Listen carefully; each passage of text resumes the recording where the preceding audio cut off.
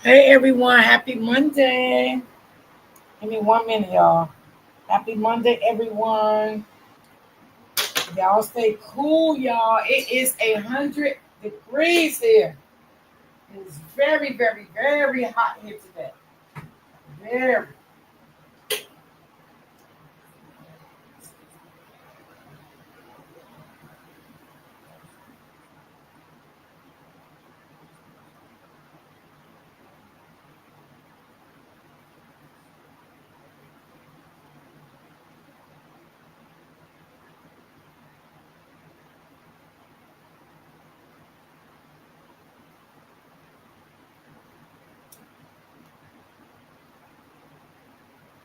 All right, y'all. I'm just get my other device right.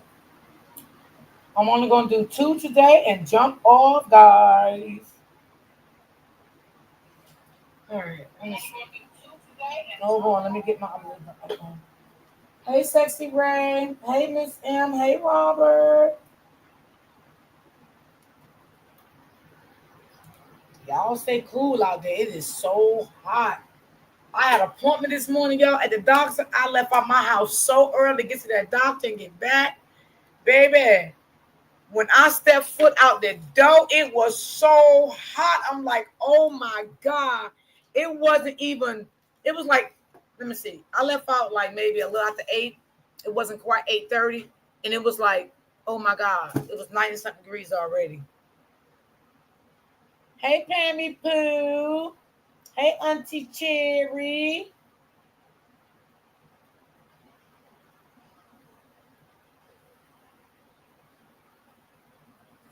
Yeah.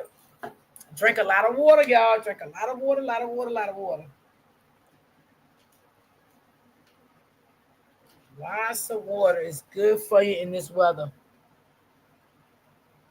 Because it's really dangerous hot out there. It's hot. Tomorrow gonna be 111 here tomorrow. 111, y'all. Oh Lord. I guess we can't complain, you know what I'm saying? A lot of people want the summer. It's here. And what can we do? So yes. Okay, y'all. I got like 2 stories, maybe 3. I don't know if I'm gonna do 3. I don't know, but I do have this one here. I know y'all see the title, so we're gonna jump right into the story. Okay, guys, and y'all can give y'all input on how y'all feel about it. And I hope you guys had a great weekend. I did. I just relaxed. That was it. So we're gonna get into the story.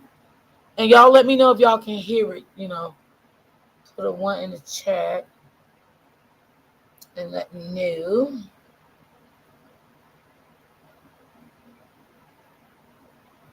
Now, y'all, this girl that I'm showing here, right? This was her boyfriend. And he sounded like he was very toxic, y'all. Oh, Lord, very, very toxic.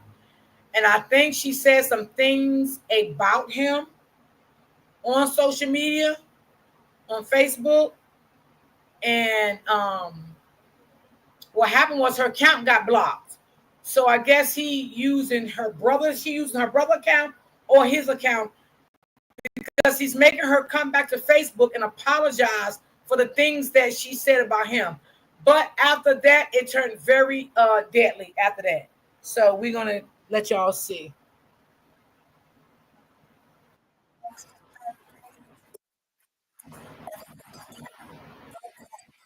On Facebook for the world to see.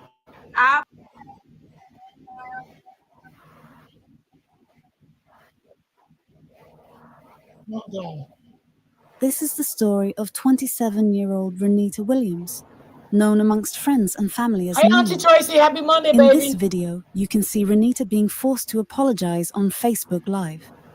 The man standing behind her, holding a gun to her head, is 37-year-old Jonathan Robinson, her ex-boyfriend. Yes, I know I was wrong. I ain't have no business going off like that, but Yo, he's making her say the things that she's saying.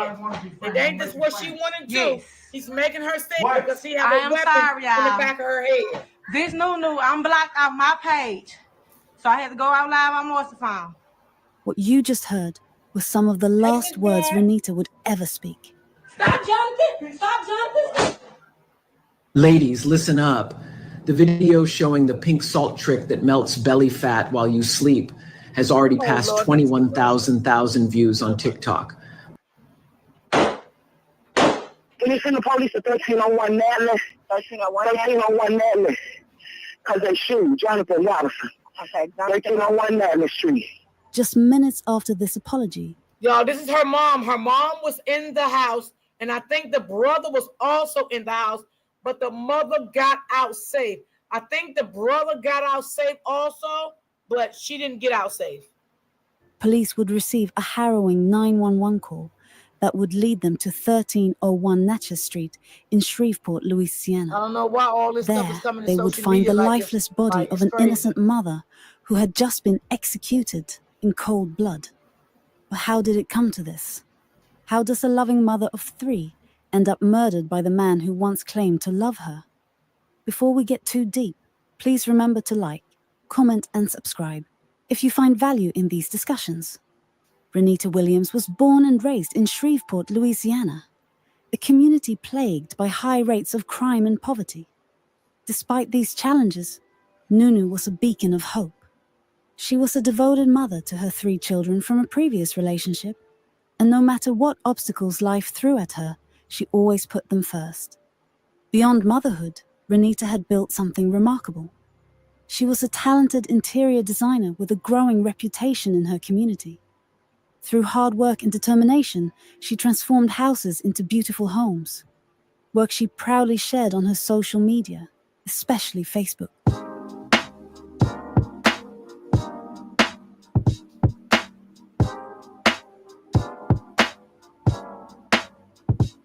Her passion and skill were gaining her a loyal following online. Renita's life was full of potential, full of love for her children, full of dreams for the future. But then, she met him. I ain't gonna say all men and women. I'm gonna say me and my niggas winning though. The niggas Okay, well 10 dudes winning. Okay. Like a motherfucker. Let them tell it. Yeah, we winning. Yeah, let y'all tell it. We don't know how to lose. We don't even take losses good. At nothing. I mean at nothing. But anyway, y'all know what it here for, women. We already know what it here for. What? Okay. Nothing. What? Exactly. To nothing. be unsaid. Nothing. To be untold. Exactly. Nothing. To be untold. Fuck with a nigga out of 10 to. Jonathan Robinson seemed perfect at first. He was protective, caring, and involved with her children. He attended school meetings, played the role of protector, and became a steady presence in their home. For Renita, who had struggled with relationships before, Jonathan appeared to be exactly what she and her children needed. But appearances can be deadly. What Renita didn't know was that Jonathan Robinson was a man with a deeply troubled past. Born in the same violent streets of Shreveport, he had been in and out of prison for nearly 2 decades. His criminal record read like a horror story: domestic violence, aggravated assault, and even attempted murder.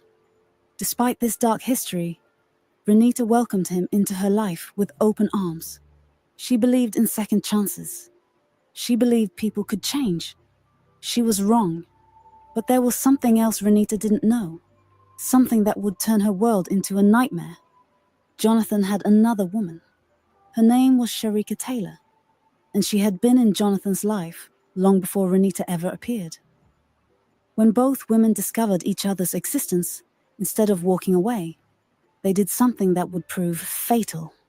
They decided to share him. Renita became the side chick. Sharika remained the main chick.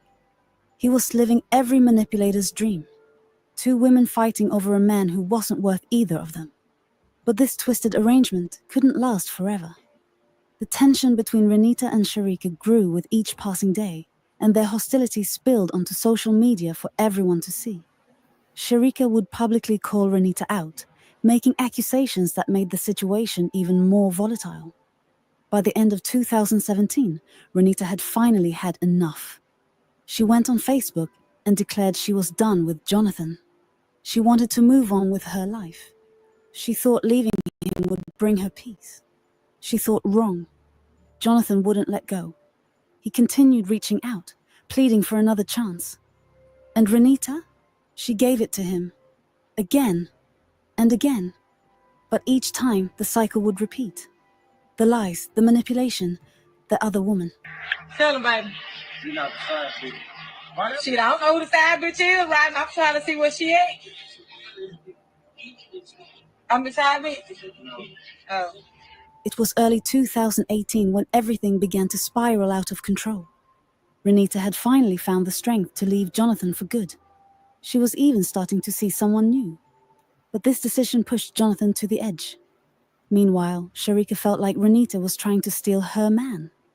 The social media war escalated. Sharika posted, "Stop trying to ruin someone else's happiness by dealing with a taken man, because you might just end up being miserable." Renita fired back, "Don't play with me, promise you. You ain't gone like the way I play back." Those words would seal her fate. In April 2018, Renita went live on Facebook to defend herself against Sharika's accusations. "Congratulations, I did it, y'all.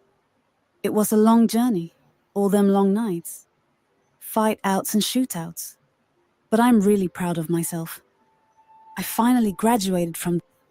She was fed up with being painted as the homewrecker when she was the one trying to get away from this toxic situation. Her words were sharp, her frustration clear. She had no idea that Livestream would sign her death warrant. On the morning of April the 12th, 2018, Jonathan Robinson woke up with murder on his Boots on the mind. ground. Happy Monday, He would baby. later confess to police. "I decided to kill someone else." Those were his exact words. He drove from Houston, Texas, all the way to Shreveport, Louisiana, over 200 miles. With nothing but rage, a gun, and a sinister plan that would destroy multiple lives forever. Jonathan arrived at the home of Anita Williams, Renita's mother. The atmosphere immediately shifted. Something was wrong. Terribly wrong. He forced his way inside and demanded an apology from Renita. An apology for the social media posts that had bruised his pathetic ego. When Renita refused, Jonathan walked outside. Moments later, he returned with a gun. The house became a hostage scene. Renita, her mother Anita, and her brother were now trapped with a man who had already decided someone was going to die that day. Renita tried to run. Jonathan opened fire. Her brother managed to escape, barely avoiding the same fate. But Renita? She had nowhere to go. With a gun pointed at her head, Renita had no choice but to do exactly what Jonathan demanded. Her Facebook account was blocked, so she had to use her brother's account to go live. And that's when the world witnessed something that should never be seen. What happened next was captured in real time for the world to see. The video starts with Jonathan screaming obscenities in the background. There's another voice. There you go, John. Someone trying to hand the phone to Jonathan, but his identity remains a mystery. Jonathan continues his tirade. "Give it to her! Give it to her!" The phone fumbles around, faces the ground, and then Renita appears on screen with the device in her trembling hands. Hey, y'all. This Nunu. I apologize for going live on Rika. I ain't had no business doing all that. My page been blocked, so that's why I'm going live. Yo, he putting her up to say that. Yes, He's I know telling I her was to say that. wrong. I ain't have no business going off like that, but See right there. That's not what she want to See do. right there. Everybody want to be famous. I'm gonna make you famous. yes. What? I am sorry, y'all. This Nunu, I'm blocked off my page. So I had to go out live on Morsephone. I ain't had no intentions of going live like that. I apologize to everybody. Yes. What? No, huh? She's very Yes, afraid of him, that's y'all. her. She's afraid. Let me see the phone, son. No. Yes. Yes, Aunt Lola. Yes. Yeah, Rika. Yeah, she on the phone. Yeah. Jonathan reappears over her shoulder, his rage building. He spots what he thinks is a police car outside. His voice becomes more menacing. You think I'm worried about the police right now? Huh? You think I'm worried about the police right now? No. Telling you, I don't give a about no police, you heard? Mm-hmm. While this So nightmare afraid was of him, y'all. unfolding That's live, sad.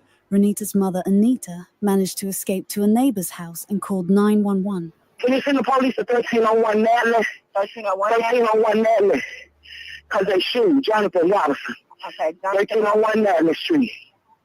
Okay, is he shooting now? Yeah, he's shooting now, ma'am. Okay.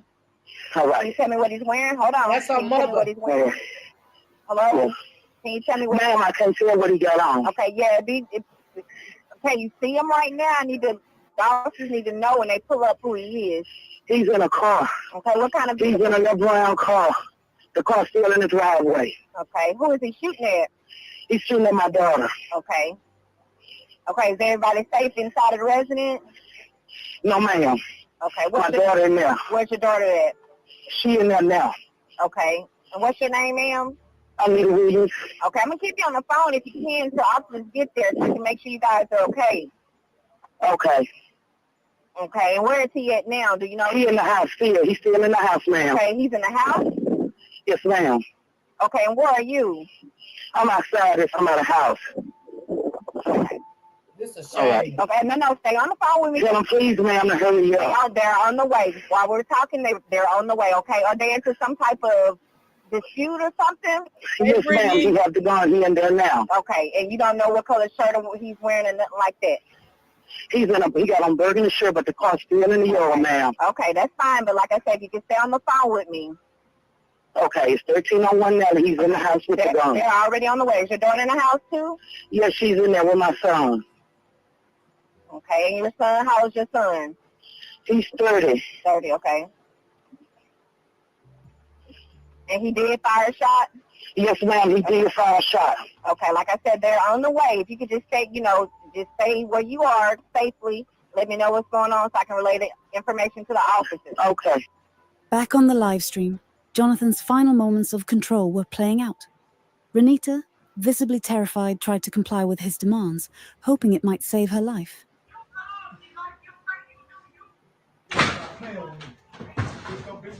Oh, she's so scared, y'all. Lord have mercy. Okay. This is sad. Pull up. Uh-huh. She trying to look at the live, it was watch just the comments, I and look at apologize him. What's up? because I couldn't go live on my phone. My page is blocked. Bitch want to be famous, I'm gonna make you fucking famous. No. Want to be famous, I'm gonna make you famous. This is so sad, y'all. No. No. Everybody want to be famous, let's be famous today. Okay. Huh? I do. Yes. He's telling you I get on these bitches never. But Jonathan had already made up his mind. He had driven over 200 miles to do one thing. Go. The first shots were fired outside toward the police, who had surrounded the house. An officer was hit in the wrist, but survived. Jonathan Hey, returned Terry. inside. Thank you, Terry. Renita dropped the Thank phone you so and much, moved out of Terry. frame just before he turned the gun on her. Were you born between 1959 and 1969? Hold on, If y'all. so, you can get $500 to spend at Nike completely free. And I can tell you right now, Stop, Jonathan. Stop, Jonathan.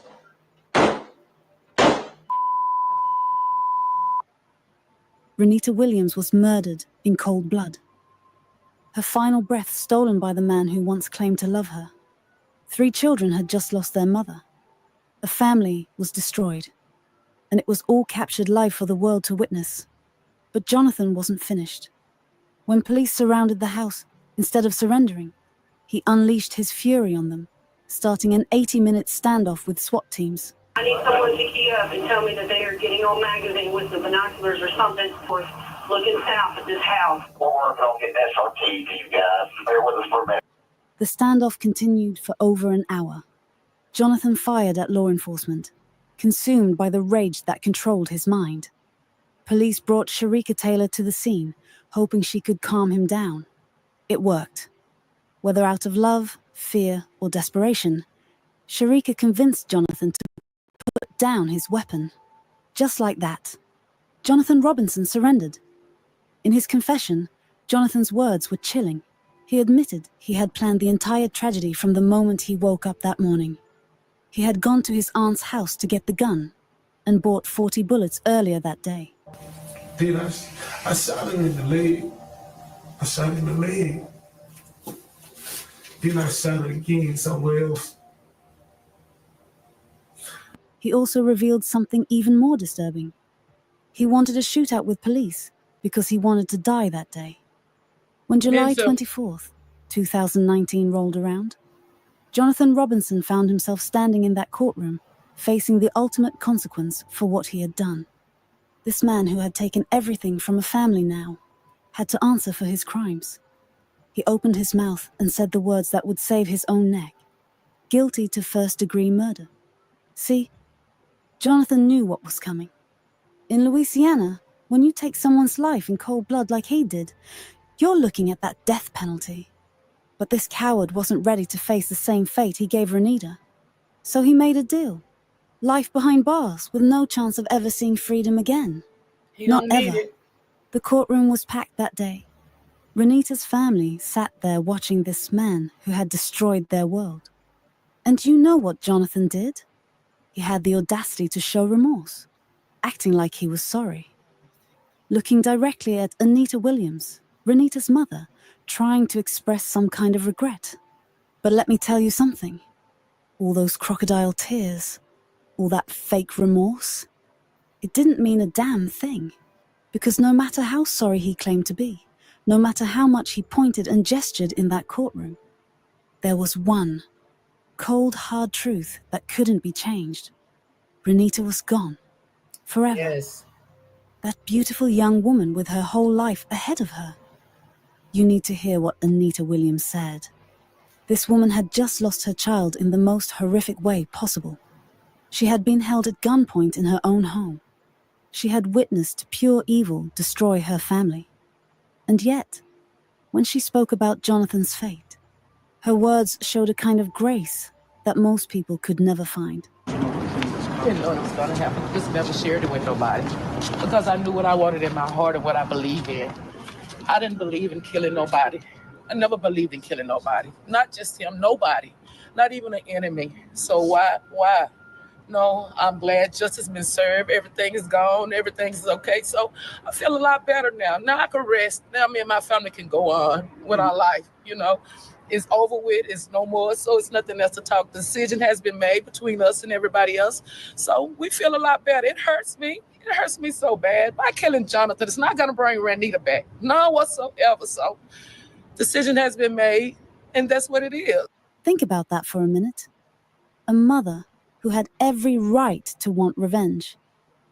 Every right to demand that this man pay with his life.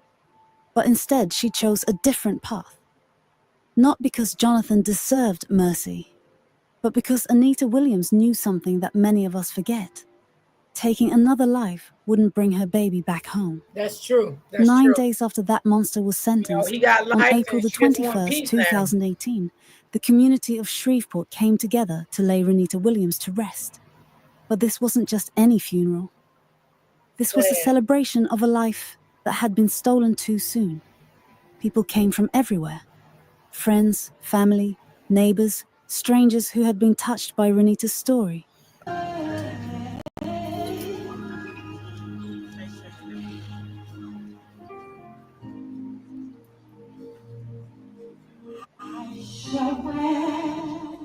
It's all over.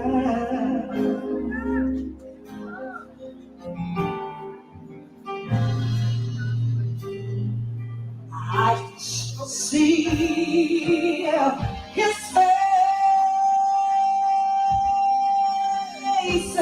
see his face. I shall see my God's face, just to behold his face Family needs your strength. There's strength in praise. That's it. Release your praise. That's so sad. The devil is a liar. Release it. God is good. Release it. God is good. God is still. He's still good. Hallelujah to the Lamb of God. Praise God. Those of you that- Hallelujah. You may be seated. We're here to celebrate and to pray. And I'm grateful to God for this opportunity because God knew. I want every female to know that domestic violence should not be tolerated in any shape, form, or fashion. And she also wants y'all to know that it's just not that easy. It don't start with abuse. It starts with love. Now, let me tell you why this case matters. Why we're still talking about it years later. Because Renita's story is a wake-up call that every single one of us needs to hear. Absolutely. Domestic violence doesn't start with a fist to the face. It doesn't begin with visible bruises or broken bones. That's right. It starts much more quietly than that. Yep. It starts with control. Yep. With a man who thinks he has the right to dictate every move a woman makes. It starts with manipulation. With someone slowly isolating you from your friends and family. Making you question your own judgment. Making you believe that you're the problem. It starts with men who look at women and see property instead of people. Men who believe that loving someone gives them ownership over that person's body, mind, and soul. That's exactly what Jonathan Robinson was. AI writes my copy in seconds, but He resizing ain't lying. That's video how it still starts. takes 3 tools and a mild That's how breakdown. domestic violence Introducing starts. Content Lab, an People might advanced not want to AI-powered believe it, but it's the truth. A man who couldn't accept that Renita Williams was a human being with the right to make her own choices. When she tried to leave, when she tried to move on with her life, he couldn't handle it. His ego was so fragile that he chose murder over letting her go. Renita Williams was only 27 years old when her life was stolen from her. 27. She should have had decades ahead of her. Decades to watch her children grow up, graduate, get married, have children of their own. Decades to build her business, to create more beautiful spaces, to chase her dreams. She was a mother who put her children first every single day. She was a daughter who brought joy to her family. She was a talented businesswoman who was making her mark in the world through her creativity and hard work. Renita had plans. She had goals. She had so much love to give and so much life to live. But all of that was taken away by a man who couldn't handle the word no. A man who would rather see her dead than see her happy without him. If there's one thing I want you to take away from Renita's story, it's this. She deserved so much more than the hand she was dealt. She deserved to live. She deserved to be free.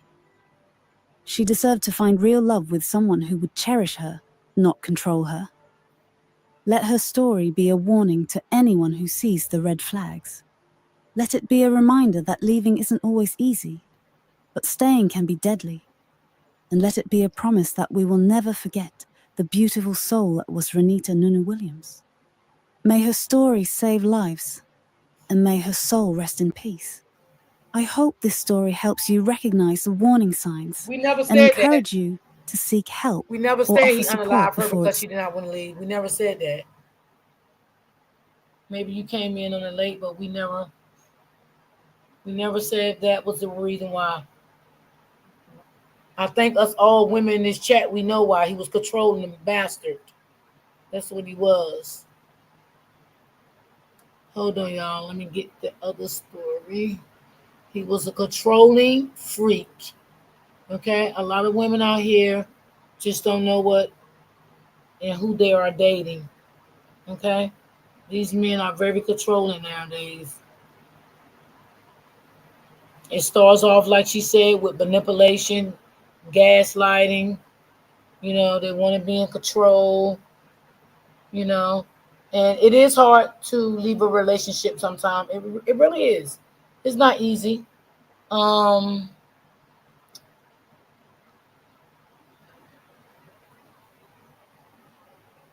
on, y'all. I just want to get this other one pulled up.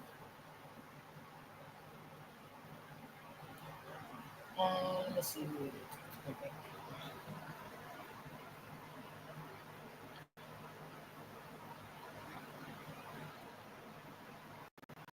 Yeah, it's not easy leaving a situation.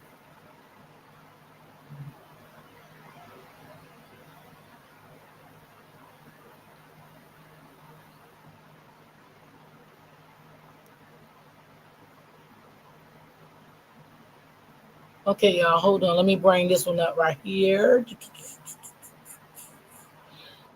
His cooperation deteriorated. I think I just... Okay.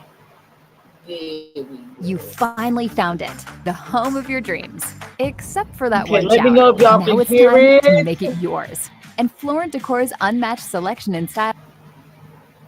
See, baby girl, what I'm not gonna do, baby girl, baby boy, whatever the fuck you are, is go back and forth with you, okay? Because you don't pay my bills, and baby, you wanna buy me something? Crystal Anderson was a mother of four, a rising TikTok personality known for her infectious energy and dedication to her kids. But on the night of August Unalive 20th, because he's a bitch 2022, ass nigga. everything changed. A chilling scream shattered the quiet streets of Wagoner, South Carolina. Neighbors looked out their windows to see 49-year-old Tony Berry forcing Crystal into the trunk of his car. The vehicle sped off into darkness. It was the last time anyone would see her alive. Within days, that car was found torched in a remote wooded area of Newberry County. The interior was incinerated, the license plate missing. Inside the ashes, authorities discovered physical evidence suggesting a violent end. But Crystal's body was not there. As investigators dug deeper, they uncovered disturbing internet searches made by Tony Berry in the weeks prior. How to kill someone without leaving a trace. How to burn a car to destroy DNA. How to dig a hole that won't collapse. He had purchased gloves, plastic coveralls, an auger, trash bags, and accelerants. His plan was clear: abduct, kill, hide, and erase. What followed was a months-long investigation that pulled in multiple counties, exposed the involvement of Tony's son, Darius Berry, and painted a picture of calculated domestic homicide. The case revealed how social media can mask abusive dynamics and how dangerous a manipulative partner can be when their control is threatened. Crystal's remains have never been found. This story is not about a sudden loss of control. It is about premeditation, planning, and the terrifying depth of intimate partner violence. So first at 5, an update to a story we've been covering since August. The son of an accused murderer is out of jail on bond.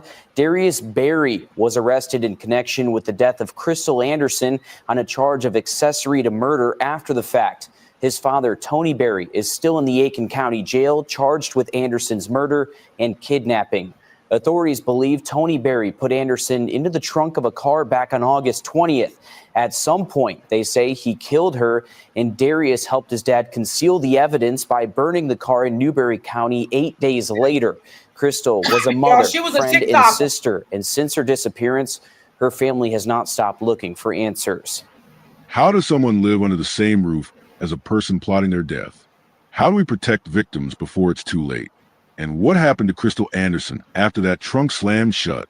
Stay with us as we unravel this shocking story and uncover the heartbreaking details of what led to this senseless loss. We said that. If you enjoy real crime stories that uncover the truth, don't forget to subscribe. Your support helps us share Even real though that cases, still wasn't a good spread reason to awareness, take someone's life. and give a voice to those who can't speak for themselves. Before we begin, let us know in the comments, where are you watching from? And what are your thoughts as the story unfolds? Welcome to True Crime Tales, where we reveal the crimes that shock communities and the secrets hidden behind closed doors. These are real people, real events, real consequences. Hit subscribe and turn on notifications. You won't want to miss what's coming next. Now, let's begin. Crystal Anderson was a 30-year-old woman living in Wagoner, a small town in Aiken County, South Carolina. She was a mother of 4 children, all under the age of 10. Those who knew her described her as a dedicated mom who prioritized her children above all else. She maintained a modest life and lived in a residential neighborhood where she was known to many neighbors. Crystal's daily life revolved around taking care of her kids, documenting parts of her motherhood experience, and working small jobs to support her household. Despite the challenges of single motherhood, she was often perceived as highly motivated and driven. Crystal had an active TikTok account where she posted dance videos, daily routines, and parenting content. Her videos resonated with many other young mothers, particularly single moms, who related to her experiences. Over time, she gained a small but loyal following, especially among women in the South Carolina region. Her content painted the picture of a joyful, lighthearted, and humorous woman. However, there was growing concern from close friends and family, who believed her posts were curated to hide deeper issues. While her public image was that of an upbeat, confident woman, her offline reality was increasingly complicated. Crystal had been in an on and off relationship with Tony Berry, a 49-year-old man who was known to have a history of controlling behavior. They had been dating for over a year. Friends of Crystal reported that Tony was possessive and displayed signs of jealousy when she spent time on social media or with friends. Her family expressed concerns about Tony's personality and his ability to control conversations and isolate Crystal. They noted that she had separated from him multiple times, but always seemed to return. In the weeks leading up to the incident, Crystal had moved back in with Tony, allegedly to co-parent more effectively and stabilize her family situation. In the final few weeks before her disappearance, Crystal began showing subtle signs that something was wrong. She missed several scheduled appointments, including her children's school meetings. Family members noticed she had become withdrawn and was harder to reach. Some of her TikTok videos took a more cryptic tone. In one, she used a trending sound that included lyrics about being trapped and done pretending. Her sister later told police that Crystal had been on edge in recent weeks, though she never disclosed any specific threats. On the night of August 20th, 2022, around 10:30 p.m., neighbors on Crystal Street in Wagoner heard a loud scream. It was described as brief but intense enough to prompt some residents to look outside. Multiple witnesses later told police they saw Tony Berry outside his 2007 Cadillac CTS. They saw him physically force Crystal into the trunk of the vehicle. Some neighbors claimed they believed it was a domestic argument and didn't immediately call police. The vehicle then sped off into the night. At that time, no one contacted emergency services. The next day, Crystal's family became concerned when she failed to respond to phone calls and messages. She did not check in with her children's caregivers or post anything online. Her mother and sister went to her home and found no signs of her. Later that afternoon, they filed a missing person report with the Aiken County Sheriff's Office. By that evening, local law enforcement began asking the public for any information regarding Crystal's whereabouts. Police launched an initial search effort around her home and began questioning Tony Berry, who provided inconsistent statements about their last interaction. He first claimed Crystal had left on foot after an argument. When confronted with neighbor reports of her being forced into his trunk, Tony stopped cooperating. On August 21st, just one day after the abduction, a burned-out Cadillac CTS was discovered in a wooded area of Newberry County, roughly 60 miles from Wagoner. The vehicle was identified as belonging to Tony Berry. It had been completely destroyed by fire, and the license plate had been removed. Police immediately suspected foul play. Investigators collected ash and soil samples, but Crystal's body was not recovered from the scene. The fire had consumed nearly all interior evidence. Remnants of clothing and other charred materials were sent for forensic analysis. The location was remote, suggesting the fire was meant to destroy evidence and delay recovery efforts. Law enforcement officials declared the area a primary crime scene and began a wider search for Crystal's remains. At the start of the investigation, Tony Berry initially denied having anything to do with Crystal's disappearance. He spoke with officers briefly, but refused to provide specific details about his whereabouts during the time Crystal was last seen. As pressure mounted, his cooperation deteriorated. He became unresponsive to further questions, stopped taking calls from investigators, and abruptly left town for 48 hours. This raised immediate red flags. Law enforcement began focusing on him as a suspect, especially after GPS data placed him in remote areas of Newberry County, the same region where his burned vehicle would later be found. As detectives reviewed surveillance footage, they uncovered video of Tony Berry in the weeks leading up to the abduction, shopping for supplies at multiple hardware stores. Footage showed him purchasing a variety of suspicious items: gasoline containers, work gloves, You know heavy-duty that's trash cold-hearted when bags, you and a burn your long-handled girlfriend auger up. typically That used is, for oh drilling my into soil. God. Forensic analysis of Tony's devices revealed a disturbing digital trail.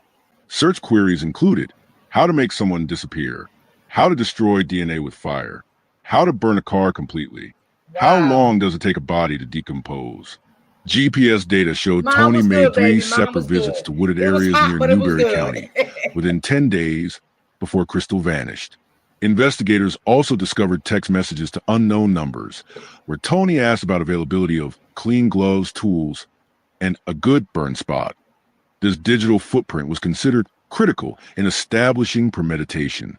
Detectives noted that these searches and movements were not spontaneous. They demonstrated planning and intent. When Tony's vehicle, a 2007 Cadillac CTS, was located, it had been burned extensively in a wooded clearing. Investigators recovered several key physical items from the site: remnants of melted plastic coveralls and trash bags, ash and soil samples sent for chemical and DNA analysis, partially burned fabric believed to be women's clothing. While Crystal's body was not recovered, the items at the scene pointed to an attempted concealment of evidence. Investigators believe the site was selected intentionally due to its isolation and difficulty to access.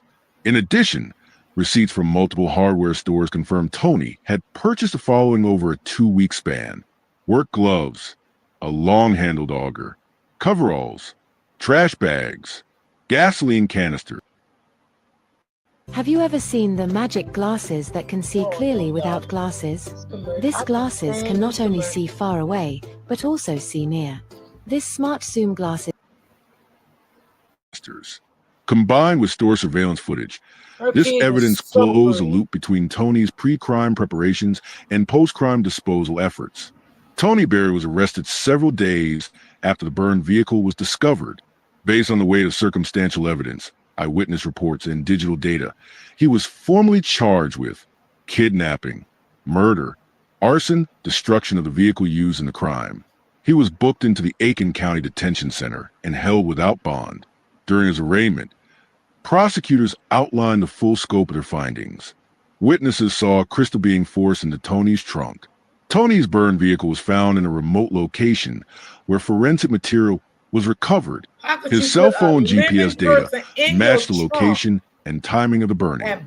Search histories and store purchases confirmed the act was pre-planned, not impulsive.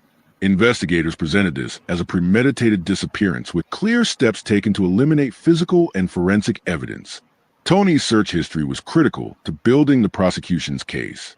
Keywords and phrases like how to kill someone and hide the body, how to dispose of a body in a remote area, burning DNA evidence. These were paired with timestamp purchases made before Crystal vanished. Prosecutors argued this created a timeline of intent, showing Tony had not only fantasized about the act, but also took concrete steps to carry it out. Tony's 23-year-old son, Darius Berry, was also arrested shortly after his father. He was charged with accessory to kidnapping, accessory to arson, tampering with physical evidence. Investigators allege that Darius helped Tony burn the vehicle and dispose of evidence. GPS and mobile phone data placed Darius near the burn site around the same time his father's phone pinged in the area. Further evidence included surveillance footage of Darius purchasing, additional fuel, duct tape, a second set of gloves, text messages between Tony and Darius implying coordination in the disposal process. During questioning, Darius claimed he thought he was helping his father deal with a junk car and did not know Crystal had been abducted or harmed. Despite this claim, prosecutors found his involvement significant enough to file charges. Darius was released on bond but fitted with a GPS ankle monitor pending his trial. He faces years in prison if convicted of the accessory charges. Can someone be convicted of murder without a body of digital evidence and witness testimony are strong enough? Should law enforcement intervene more aggressively when people show early signs of control or coercion in relationships? Does helping a family member unknowingly make someone guilty? Or should intent matter more in courtroom? In the weeks following Crystal Anderson's disappearance, Her family took to the media with strong and consistent messaging. Her mother and sister became vocal advocates, both for Crystal specifically and for broader domestic violence awareness. They appeared in local and regional interviews, urging the public to come forward with any information and directly calling out what they saw as failures in the system. In particular, the family demanded answers about how Crystal's case had reached this point without earlier intervention. They questioned why there were no legal safeguards in place, despite what they described as concerning signs in Crystal's relationship with Tony Berry. Her mother specifically cited incidents that raised red flags, including sudden isolation, missed family events, and repeated cycles of reconnection with Tony after heated disputes. One consistent theme in their statements was a demand for justice and accountability. They also pleaded for the return of Crystal's body, stating that closure was impossible without knowing what happened to her or where she had been taken. Several members of the family expressed frustration that no domestic violence history had been officially recorded between Crystal and Tony Berry, despite patterns of control and emotional manipulation they believe had been present for months. The family maintained pressure through media appearances, social media posts, and organized awareness efforts.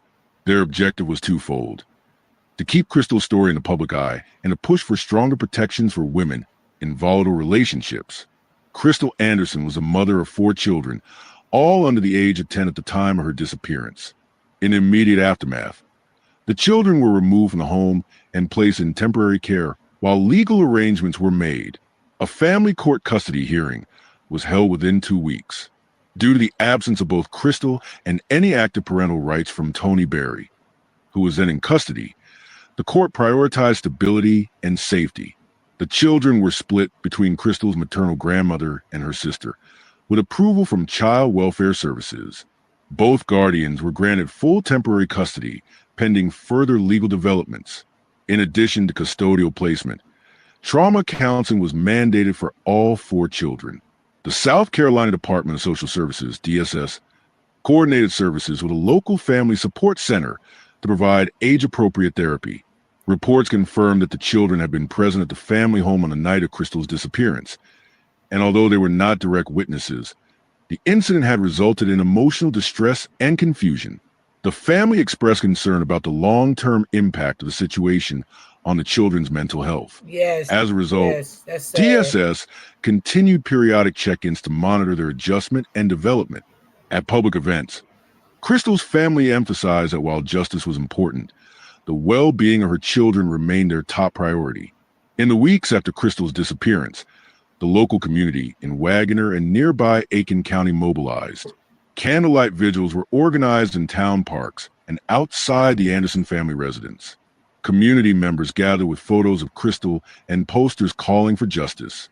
These vigils were often accompanied by short speeches from domestic violence advocates and church leaders, using the platform to bring attention to the dangers of hidden abuse. A series of marches and awareness walks were also held, drawing participants from neighboring counties.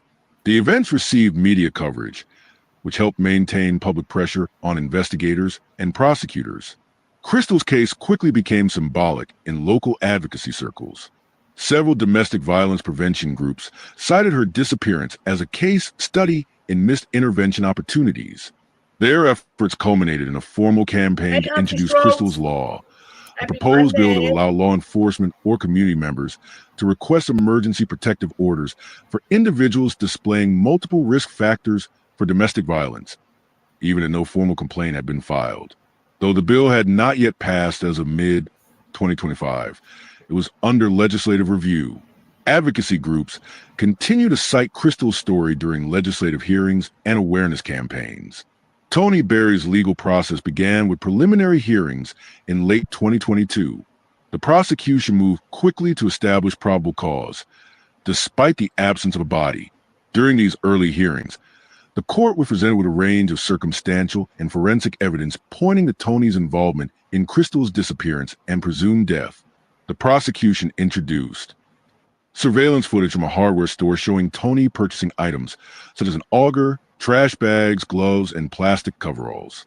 Internet search history from Tony's phone and laptop that included searches like how to get rid of a body, how to dig a hole fast, and how to make someone disappear. GPS tracking data that placed Tony's phone in the area where the burned vehicle was discovered. Forensic findings from the vehicle, including melted plastic, DNA from crystal found on the trunk liner, and traces of accelerant. The defense responded by pointing out the lack of direct evidence confirming Crystal's death. They argued that without a body, cause and manner of death could not be proven. They also claimed that none of the physical evidence tied Tony definitively to a homicide. Prosecutors built their case on a framework of intent, planning, and post-crime concealment. They structured a timeline that showed weeks of digital preparation, including disturbing Google searches and shopping activity, supply purchases, shovels, digging tools, fuel coveralls, and bags. Victim isolation. Crystal was reportedly withdrawing from family events and becoming less communicative. Execution and cleanup, culminating in the abduction, vehicle incineration, and disappearance. They emphasized that this was not a spontaneous act, but deliberate, premeditated disappearance. They also pointed out Tony's efforts to mislead authorities, including initial denials, inconsistent timelines, and failure to cooperate. Tony Berry's legal defense shifted multiple times. Initially, he claimed that he and Crystal had a disagreement and that she had left voluntarily. He claimed the car had been stolen and burned by unknown individuals. As evidence mounted, his legal team pivoted to a mental health defense. They argued that Tony had a history of post-traumatic stress disorder, PTSD, and was prone to disassociation and delusions. His attorneys filed for a mental competency hearing in early 2024. Ladies, listen up. The video showing the pink salt trick that melts belly fat while you sleep has already passed 21,000 views on TikTok. Want to see how simple it is to make? I'll show you right now. Which delayed the case. Court-appointed psychologists conducted evaluations to determine whether Tony was fit to stand trial. As of mid-2025, the trial remains pending.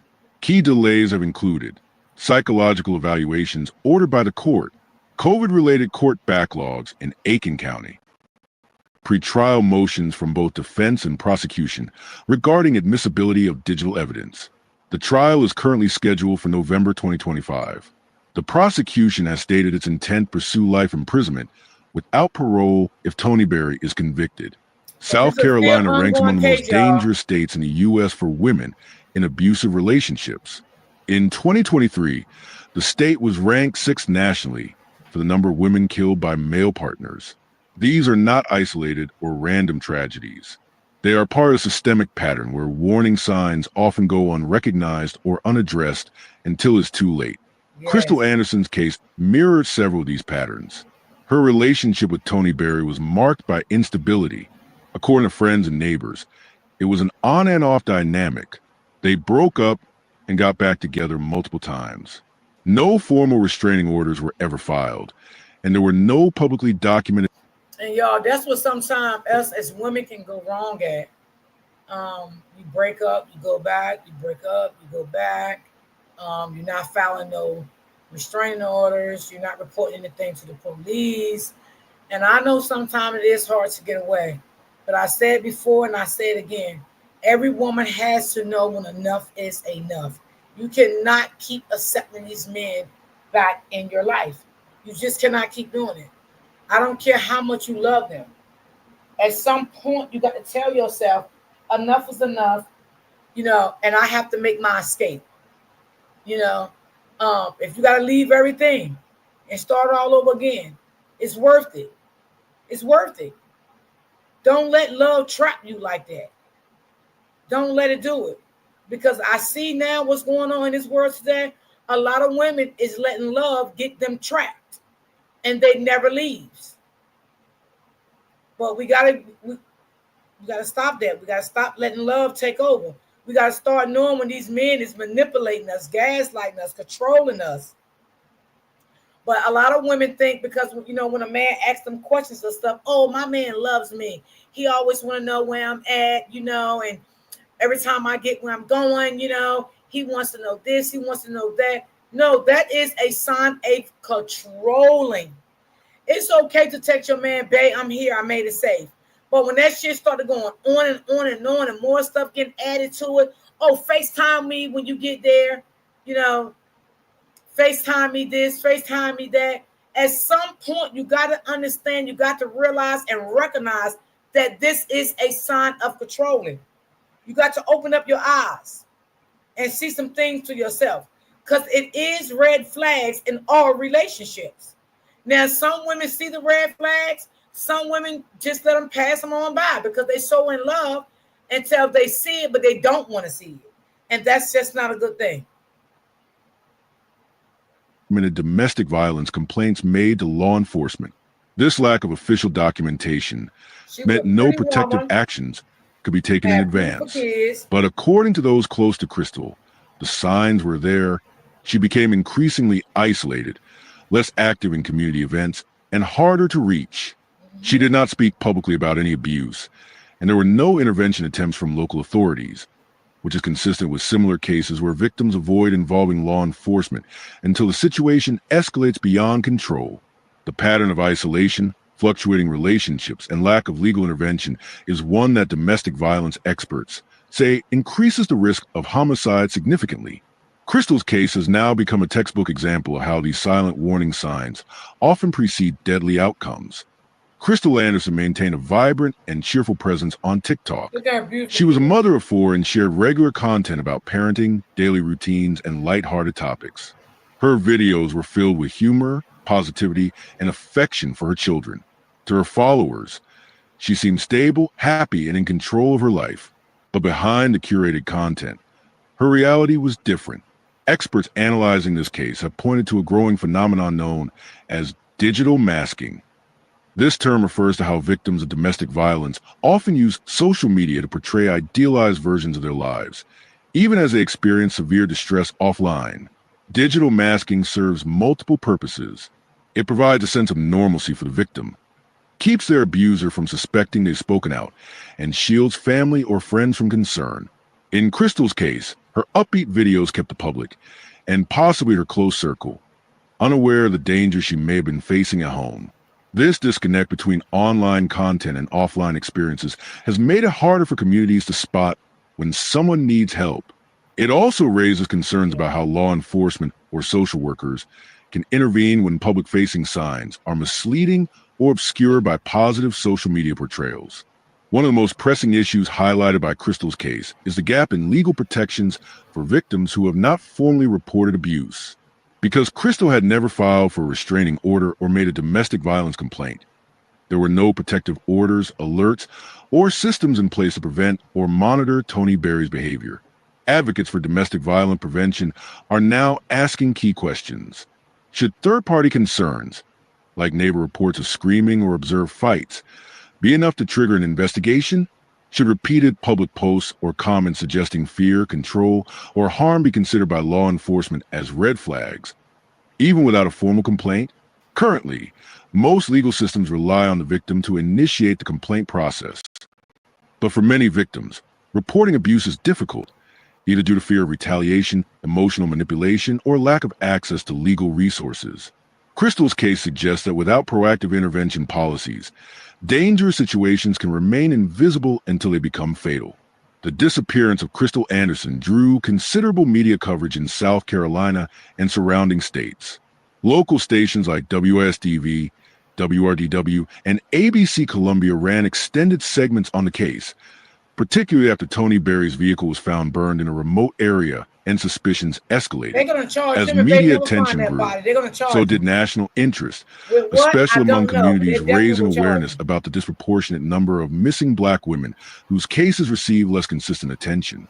Crystal's story became part of this larger conversation. Online, hashtags like hashtag Justice for Crystal and hashtag Where is Crystal were used to keep the case in the public eye. Social media users pushed for accountability and demanded continued pressure on local law enforcement to locate her body and prosecute the accused. Despite Tony Berry's arrest and mounting evidence against him, Crystal Anderson's body has not been recovered. Volunteer-led search efforts have taken place in wooded areas of Newberry County and surrounding regions. Law enforcement has also called on local hunters, hikers, and rural landowners to report anything unusual, such as disturbed soil, clothing fragments, or abandoned items. Forensic investigators have conducted multiple rounds of soil and ash testing at the site where Tony's vehicle was found burned. Some fragments and biological materials have been collected. But as of mid-2025, nothing has been conclusively linked to Crystal. The absence of her remains has not prevented the prosecution from moving forward. They've built their case on surveillance footage, Tony's search history, purchase records, GPS tracking, and circumstantial evidence, including testimony from his son, Darius Berry, who has been charged as an accessory. Tony Berry remains in custody, charged with murder, kidnapping, and arson. He is awaiting trial in Aiken County. Prosecutors are pursuing a conviction despite the absence of a body, citing the overwhelming nature of the evidence. Darius Berry, Tony's 23-year-old son, is currently out on bond. He faces accessory charges related to assisting in the disposal of evidence. His trial is scheduled for later in 2025. The case remains open. Investigators continue to request tips from the public, hoping to locate Crystal's remains and provide closure for her family. Should prosecutors move forward with murder charges, even when the victim's body hasn't been found? Is it justifiable to hold a son legally accountable if he was if he living here in New claims he didn't know Jersey, his father had he committed wouldn't a be out murder? neither. What should authorities do when a person shows signs of control or abuse, but no formal police reports exist? How can victims of domestic violence be supported in seeking help without fear of backlash or escalation? In what ways does social media make it harder or easier to recognize someone in danger? If you found this story as gripping and heartbreaking as we did, don't forget to like this video and share it with others. And if you want to hear more true crime stories... All right, that was the end of that one. Baby. That's sad. Hold on, y'all. Let me,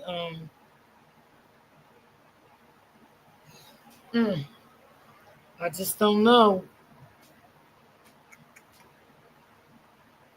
Let me get to...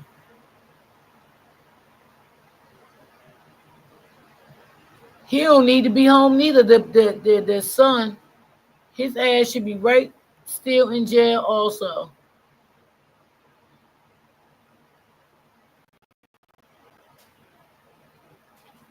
He ain't no better to help his father do some shit like that. Like, really, what convinced you?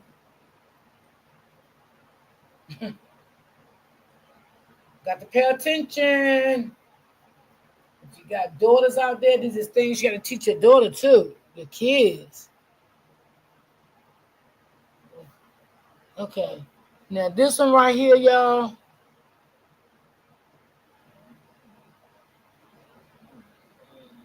Let me see.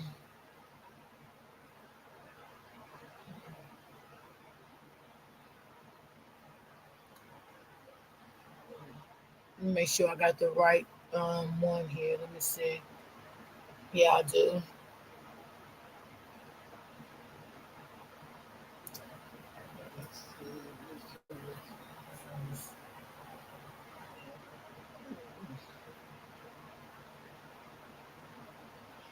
Now, this one here, y'all, I don't know about this one right here. I watched some of it, y'all. I didn't watch all of it, but it was kind of strange to me a little bit. I don't know if this guy just was like, I don't know. Love for basketball began. I don't know if this guy did so much. He had a bad reputation in the streets. I don't know. But anyway, it doesn't matter, what happened. I feel like they didn't have to do what they did. But the streets are different now. People doing different shit. These boys ain't playing no more. So I really don't know. Y'all can just tell me how y'all feel about it. But it was sad.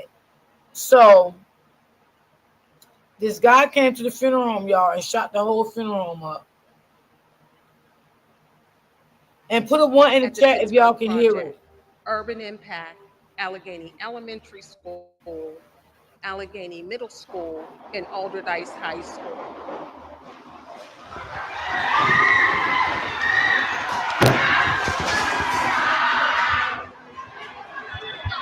We need to make sure that this never happens again.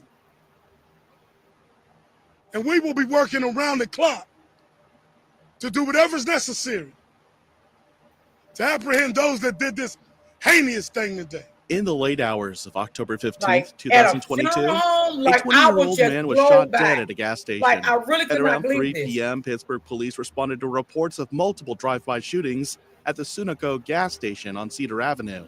When they arrived at the scene, they found the bodies of 3 individuals dead, lying on the side of the road. Upon closer inspection, they had all Happy suffered Monday. from multiple gunshot wounds. Just 13 days later, on the day of the funeral service of one of the victims, a masked man would invade the service and open fire on the mourners with the intent to kill. What was supposed to be a quiet goodbye soon turned into something out of a nightmare. But the worst was still to come. What unfolded next escalated into something even darker. This is the life and death of John James Parnassus. Let's go! Let's go!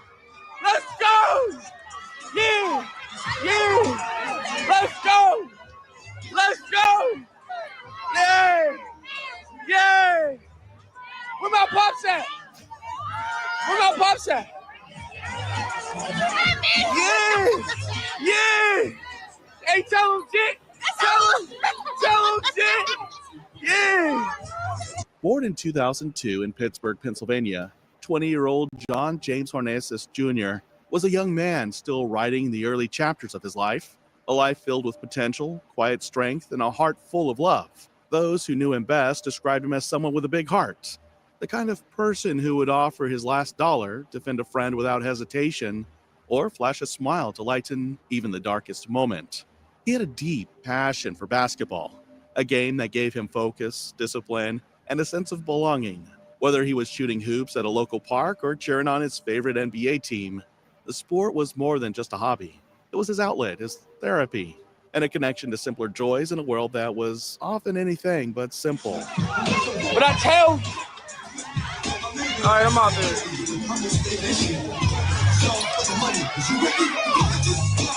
Like many young men his age, John was still finding his way, navigating the uncertainty of adulthood, shouldering responsibility, and trying to stay grounded in an environment that could be unpredictable and unforgiving.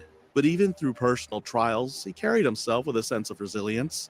He dreamed of stability, of building a life that offered peace, not just for himself.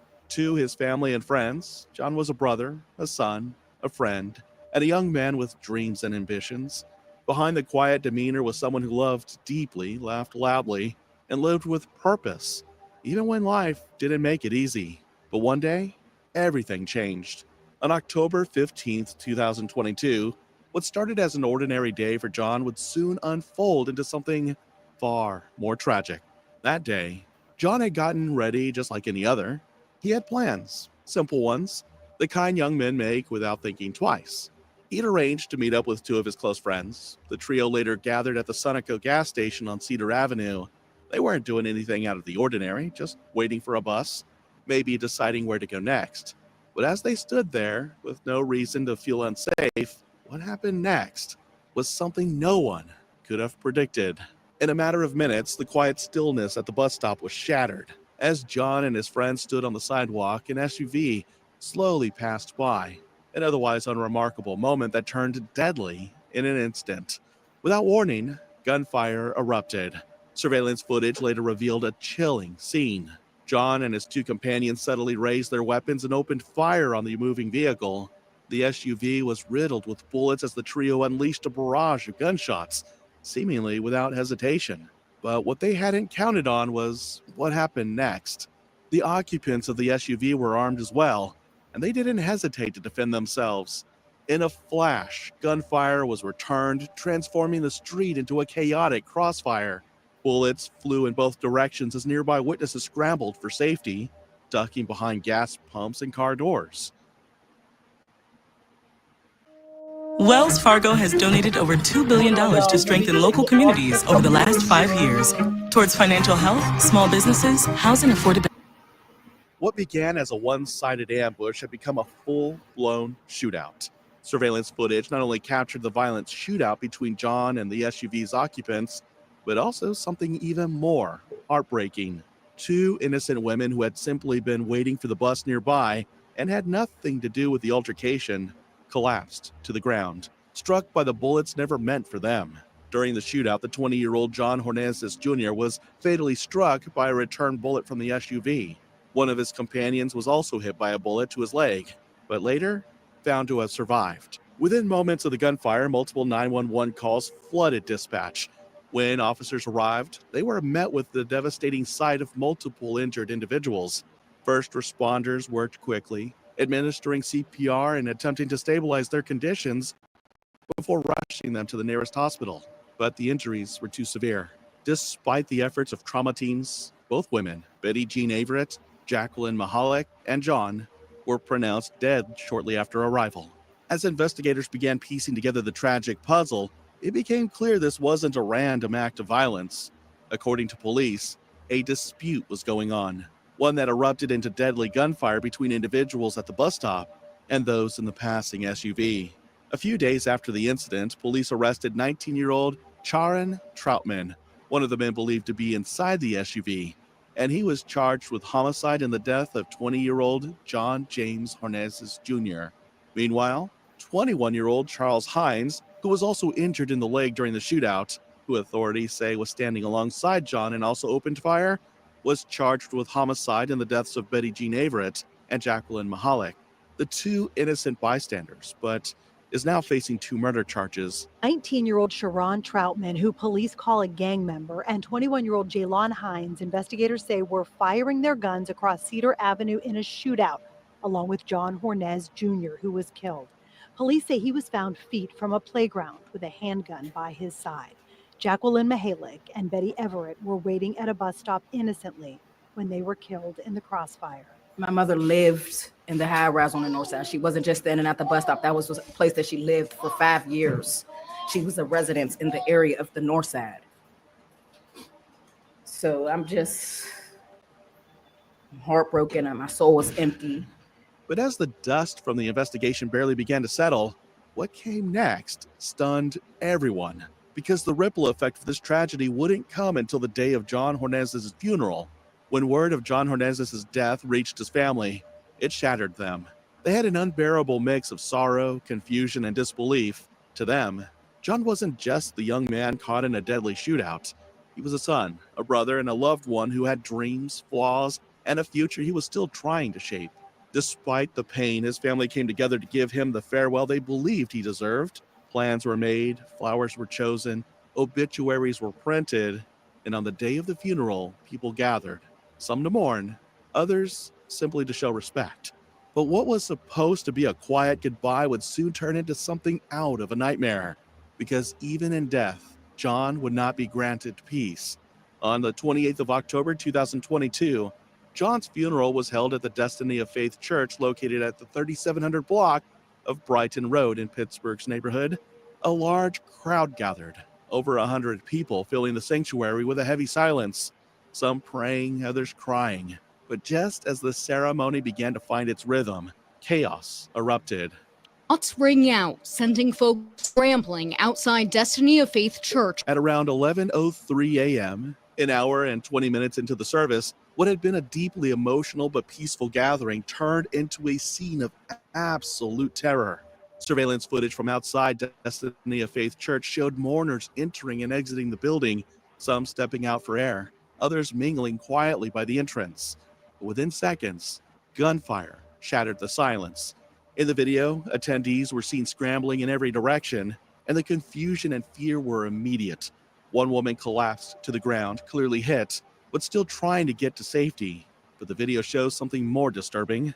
That's what you see on surveillance video from that day last October, as a family was saying their last goodbyes to a loved one. Just a few feet away, a man can be seen with a firearm firing directly into the crowd of running individuals with an obvious intent to kill. Mourners screamed, some diving behind vehicles, others desperately trying to get back inside the church.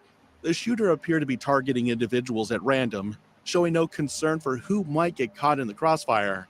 It was a full-blown ambush, right outside a house of worship, while a grieving family tried to say goodbye.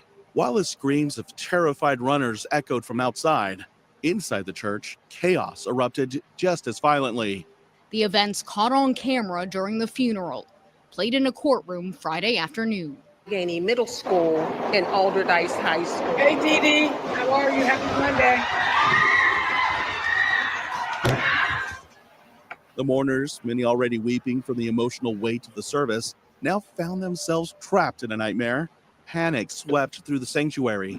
Some dove beneath pews and tables, using anything they could find as a shield. Others hit Hey, the floor, Denise. clutching their loved ones as bullets continued to ring out just beyond the doors. Some attempted to crawl toward exits at the back of the church, while others huddled in corners, This is sad, whispering y'all. prayers, hoping the shooting would stop. They Witnesses land their inside the loved church ones to reported rest hearing and more they than shut a the dozen church. gunshots.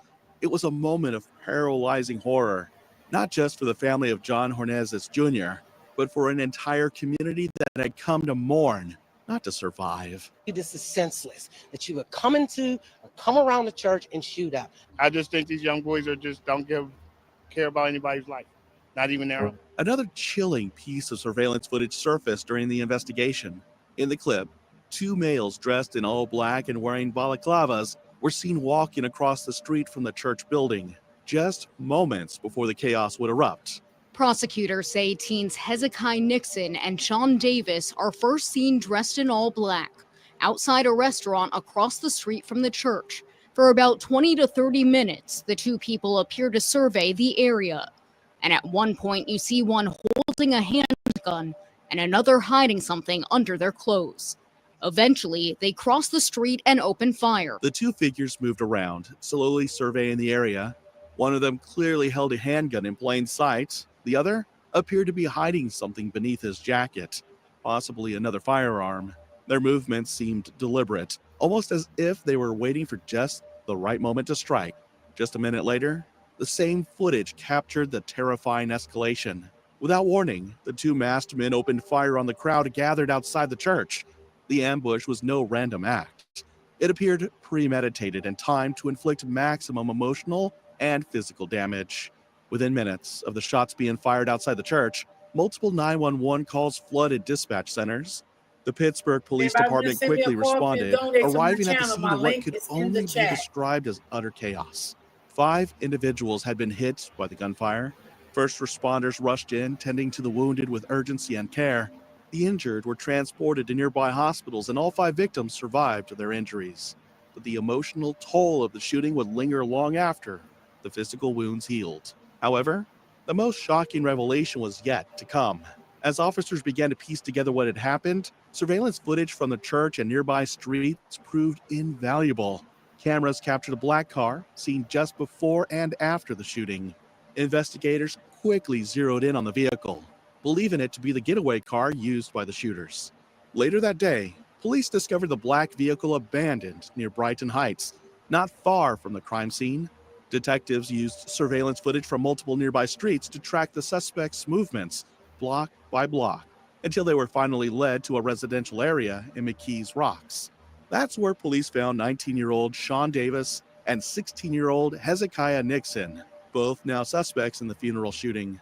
At the time of their arrest, the two were attempting to escape, stuck in traffic on the McKees Rocks Bridge, unable to make a clean getaway. When law enforcement approached the car, both suspects exited the vehicle. One of them dropped a handgun to the ground as officers closed in. The other tried to hide the evidence, tossing the weapon into the river below. An act of desperation that would not save him from accountability. Both Sean Davis and Hezekiah Nixon were taken into custody on the spot. They now face multiple serious charges, including attempted homicide, aggravated assault, reckless endangerment, and firearms violations. As detectives dug deeper into the tragic shooting at the funeral, they discovered something even more troubling. John's family had seen it coming. In the days leading up to the service, his loved ones expressed genuine fear. There were whispers, unease, and mounting tension, enough that the family formally requested police presence at the funeral. They feared that emotions tied to John's violent death might erupt again, this time during his burial. According to reports, the request had been acknowledged. Officers had allegedly been assigned to attend the service and provide security. But when the funeral began, Was his lifestyle the he was unexpected living? happened. On October 28, 2022, not a single officer showed up. Law enforcement sources later revealed that the 2 officers assigned to John's funeral had mistakenly gone to the wrong location, a nearby funeral home. Finding no activity there, they had simply left. In the aftermath, Pittsburgh Police Department's Major Crimes Commander, Richard Ford, admitted the failure, telling CBS News, "We look at each situation differently.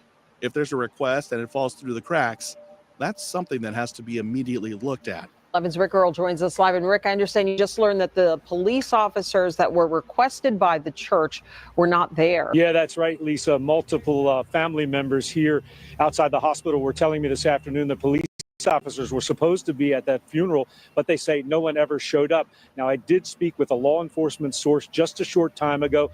They confirmed that 2 Pittsburgh police officers were assigned to that detail. But those officers at the very last minute were pulled for another assignment. After completing that other assignment, those officers planned to return to the funeral, and that's when the shots were fired and the shooting broke out. Again, my source telling me it's not normal procedure for Pittsburgh police officers to attend these funerals, but they suspect there was somebody anticipating possible trouble at that site, and that's why those officers may have been requested in the first place. Again, those officers pulled for another assignment, and then they were going back to the church, and when they were on their way back, the shooting happened. But to many, over 80% of women who tried Black Girl vitamins said they saw positive health changes. Are you ready to feel better? that wasn't enough. Beth Pittinger, executive director of the Citizen Police Review Board, voiced what so many others were already thinking. She argued that, given the circumstances of John's death, a public shootout involving multiple gunmen and innocent bystanders, officers should have been present at the funeral, whether a request was made or not. Allegedly, the 2 officers assigned to provide security that day were suspended, but the details around their suspension remain vague. It is still unclear whether any supervisors are being held responsible or if this critical lapse will lead to lasting changes within the department. To John's grieving family, these unanswered questions only add to their heartache. In the days following the funeral, speculation began to go around. Some suggested that John may have had ties to people or situations that brought danger to his doorstep, but his loved ones vehemently deny those claims. To them, John was more than just the headlines and surveillance footage. He was a young man with a big heart, someone who loved deeply, stayed loyal to his family, and was trying to find peace in a world that often made it hard. What should have been a sacred moment to say goodbye turned into something no one should have prepared for, a second crime scene, where the pain of one violent death spiraled into the trauma of another. And still, despite everything, John's loved ones choose to remember him for who he truly was, a 20-year-old who loved basketball, protected his friends, and tried to navigate life the best way he knew how. The heartbreaking loss of John James Hornezes Jr. serves as a haunting reminder of how quickly disputes can spiral into devastation and why real change is needed to prevent another life from being stolen before its time. Let me know what you think in the comments section below. And if you found this story interesting, please like, share, and don't forget to subscribe for more cases like this. Here are a few more videos you might like.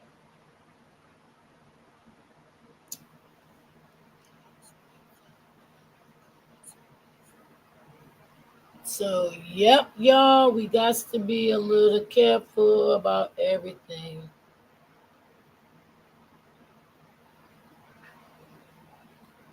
So, okay, that is it for today, guys. That is it for today. Thank y'all for timing in. I appreciate y'all. And I will see you guys tomorrow. Thank y'all so much.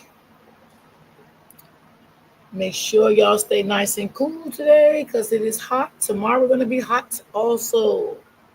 So thank you for the ones that did time in. I appreciate y'all so much. And I will see you guys tomorrow. Peace and love.